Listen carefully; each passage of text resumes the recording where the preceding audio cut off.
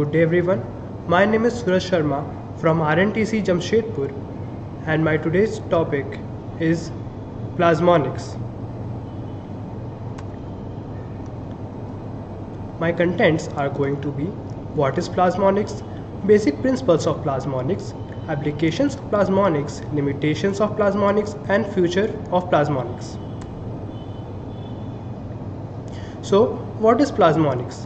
Have you ever wondered why a metal gets heated when a light comes in contact with the surface of the metal for a long time? Actually, it's because of Plasmonics.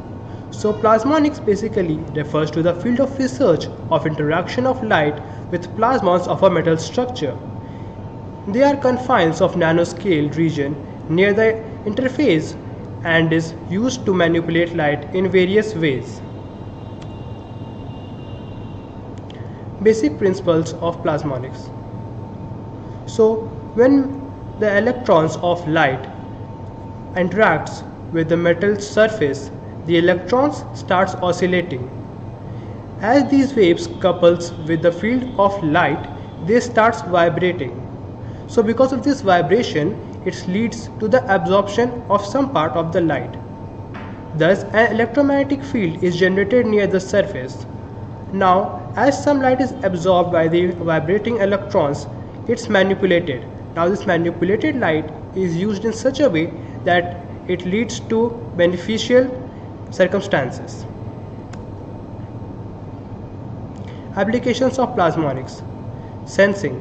Plasmonics can be used in sensors for making better sensors which can help in further modification in industries. Solar cells.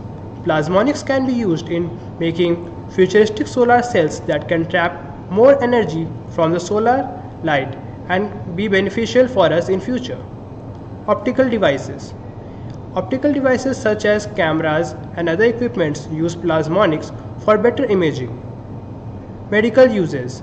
Plasmonics are used in various medical equipments like microscope and all for better viewing of the microscopic image so formed.